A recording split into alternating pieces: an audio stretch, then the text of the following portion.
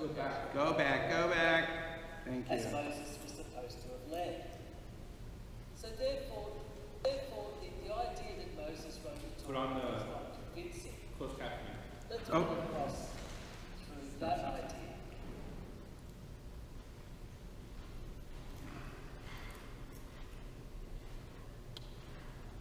Continue. But if Moses didn't write the Torah, who did? Well, we can find clues when we look closely at the text itself. For example, when we open the Bible to the book of Genesis chapter 1, God creates the world in 6 days and rests on the 7th. Then in the very next chapter, there is the story of Adam and Eve. Almost as if the creation of the universe recounted in chapter 1 had never happened. When we turn to the story of Noah's Ark, we find Noah and his sons entering the ark on 2 separate occasions. First, in Genesis chapter 7, verse 7, Noah and his sons and his wife and his sons' wives entered the ark to escape the waters of the flood. And then, as though it hadn't happened, in verse 13, they enter the ark again. So the Bible's a bit repetitive, but it's more than that. These are real problems that need to be addressed. This is another reason why I brought this up. So the liberal critics aren't just nuts. They're actually critically looking at the text and they're saying, why does it look like this? Why? Good question. Oh, darn it. Welcome to our presentation on GP030923. Thank you.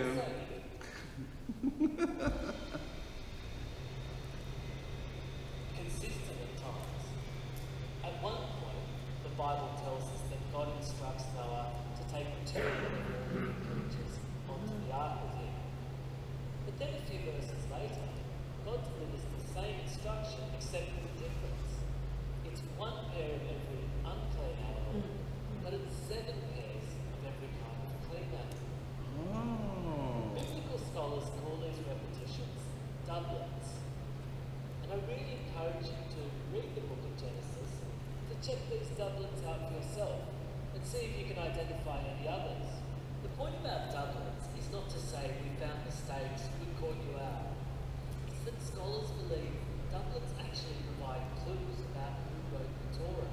So this is really exciting stuff.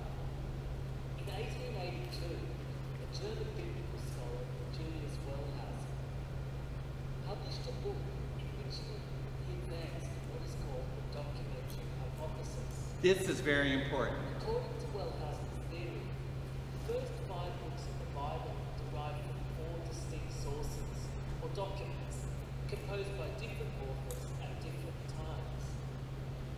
The documents were subsequently edited together into a single whole, producing doublets in the process. I call this the cut and paste theory. Now that's kind of my view of it. It basically says this. There were 4 basic traditions in ancient Hebrew. And what happens is, because there were 4 different regions of Jews that held to different traditions. By the time you come back from the exile, in order to unify the country, priests decided to blend all of these traditions into one single narrative, which we now call Genesis, Exodus, Leviticus, Numbers, and Deuteronomy. But they didn't come from one source, they come from 4 sources. And so what this picture is basically saying the redactors, or these priest editors, took all of the different traditions and blended them together by taking some from you, some from you, some from you, and weaving a story together, what I call cut and paste. And that's why you see these doublets, these, quote, mistakes, because at one time it's just 2 of every kind of animal, and then another you see clean and unclean animals being mentioned. Because one tradition held it this way, is how the story of Noah went, but this tradition held it this way. And so to appease everyone, we just kind of weave them both together and hope no one notices the incongruities. That's the essence of what this documentary hypothesis theory is about. And that's what this diagram shows. Different sources, like J and E at the top, are all ultimately fused together into the Torah down the bottom. After publishing his book, Julius Wellhausen resigned from his academic post because he felt his theory was not exactly helping the student pastors or ministers that he was meant to be training. After all, the implication of the documentary hypothesis was that the Torah was not a divine creation, but a human one. Today, And that's the problem. That's the problem right there. That's where I have the biggest rub. I could live with this cut and paste idea if it did not take away from the idea that God inspired the books of the Bible. The problem with this is saying it's merely a human invention. It's merely a human story. It's no different than the Bhagavad Gita, the Quran, the Book of Mormon. It's no different than them. And I say, I beg your pardon. That's where my problem is. And that's he says it perfectly. That's the implication of this theory, is that God is no longer the principal author. This is simply a cut and paste job of ancient human traditions blended together by some human later on. Okay? That's where I have the problem. I have a problem. Excuse me, I have a problem. there is broad consensus amongst scholars in support of some version of the documentary hypothesis. So let's start looking at each source one by one, beginning with the source known as J. Ancient Hebrew, like any other language, evolved over time. In the same way as a phrase like, "Wherefore art thou?" might have been perfectly ordinary Elizabethan English, but sounds foreign to contemporary English speakers. Hebrew changed over the centuries. It's on this basis that scholars believe J is the oldest source and dates to around 900 BCE, almost 3,000 years ago. The distinctive feature of J is that in this text, and this text only, God is referred to by a proper name, Yahweh. And as a result, the J source is also known as the Yahwist. In the 19th century, when Wellhausen was working, Yahweh was mistranslated as Jehovah, and hence it became known as the J source. J not only refers to God in a unique way, J actually conceptualizes God in a manner that's very different to other parts of the Torah. Let's return to the story of Adam and Eve and think about what Yahweh is like in this story. When Yahweh creates Adam, he uses dust, and Yahweh breathes life into Adam. He makes Eve by taking a rib from Adam. And think about this. After Adam and Eve disobey Yahweh by eating from the tree of knowledge, they hide from him. Yahweh calls out, "Where are you?" So Yahweh has very human traits and human qualities. He's a creator, for sure, but he's a kind of divine craftsman, and he's not all-seeing or all-knowing. Contrast Yahweh with the God that creates the world in 6 days in Genesis chapter 1. God just says, "Let there be light," and there's light. God no longer works in human ways or possesses human qualities. He's a kind of cosmic deity. And we can observe that there is a central point to the story of the creation of the world in chapter 1 that is completely missing from the story of Adam and Eve. It concludes. See, and this is another thing that I would take issue with. While it is true, and we will get into this as when we start into dissecting the text, when you read Genesis 1, the word that's translated, "and God said, and God said, and God said, and God said," the word there is Elohim, which in Hebrew means God, just means God. Actually, the technical word means gods, it's plural. Because El in Hebrew means God, one. Im is S, it's plural. Like seraphim, cherubim, those are just plural, more than one cherub, more than one seraph. Okay? Well, Elohim means more than one God, means gods. It's technically, the word is gods. But it's always translated as God because Hebrews don't believe in multiple gods. There's only one God, which is an interesting thing. Why is God always referring to himself in plural if he's only one? Because he's everywhere and in everything. More than that, why is God always making himself plural? Because there's three persons.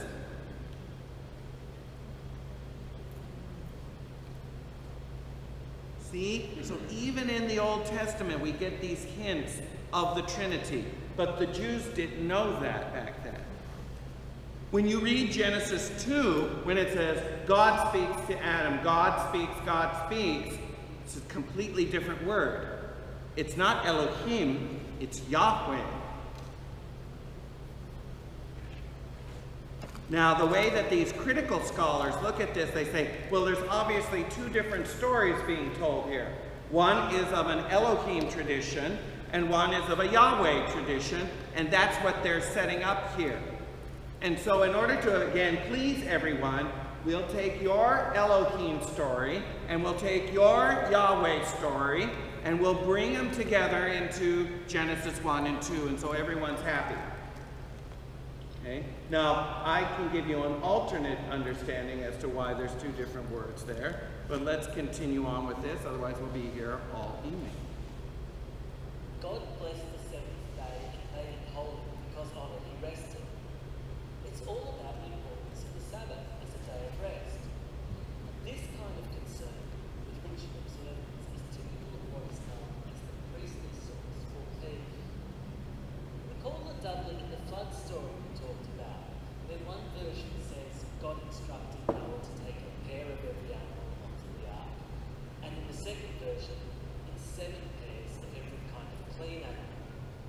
Well, it was very likely that P inserted in this latter direction, because the priestly source is concerned with ritual sacrifices being performed correctly, and clearly didn't like the thought of Noah being prevented at risk of extinguishing a species from making the appropriate sacrifices to God.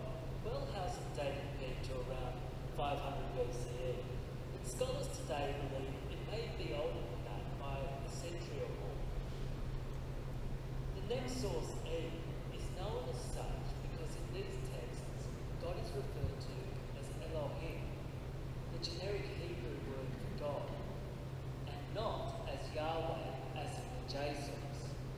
So the E stands for Elohist. After the death of King Solomon around 900 BCE, tensions between the tribes of Israel led them to break into two kingdoms. The E source is believed to have been created in the northern kingdom of Israel. A lot of biblical stories valorize the second son, like Isaac or Jacob, and it is believed that the E source is kind of using the second son as a symbol of itself, as a breakaway kingdom or second kingdom of the Israelites. The E source is believed to date from around the 9th century BCE. The fourth source, D, or the Deuteronomist, is known as such because this author is believed to have written the whole of the final book of the Torah, the book of Deuteronomy. The Deuteronomist is also believed to have written the subsequent books of the Bible following the Torah, that tell the biblical history of the early centuries of Israelite presence in Canaan, or what today we call Israel-Palestine. These books combined are known as the Deuteronomistic history, or DH in our diagram, and they're believed to date from around 600 BCE. So, Dublin's, plus the diverse language, preoccupations, and even beliefs we find in the Torah, have led scholars to believe that the four sources, J, E, P, and D,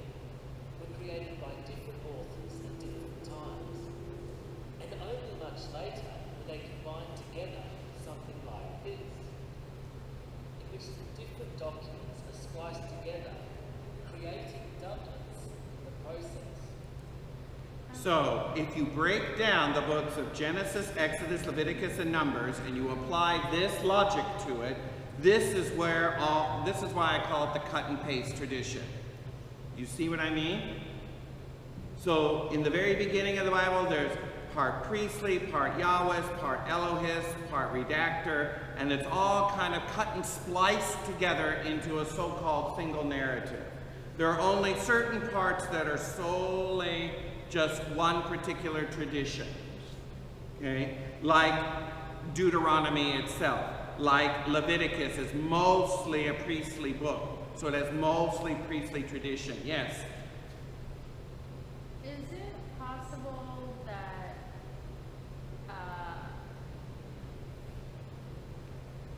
God gives us the ability to choose? We have free will, basically. So is it possible that something could have been written and then later discovered that Noah decided to go a different route because he had free will, so then a later author could have changed and modified? We'll get to these problems later. Okay. There's a, in my view, a much simpler way of understanding this. Okay. So first thing I want to get to is that the one big pull out of this critical source theory, documentary theory, is that it's actually recognizing that there are these apparent inconsistencies in the text. If there's one author writing all of this, why these kinds of oddball kind of contradictions? Or these seemingly odd things, like one time 2 pairs come in and then now 7 pairs of clean and unclean, when that hadn't even been established yet. You know, why is Genesis 1 written with Elohim, meaning God, but in Genesis 2 it's Yahweh? Okay, and these are just some of the many parts throughout the whole part. How come the book of Deuteronomy describes the death of Moses? Did Moses write his own death? That doesn't make sense.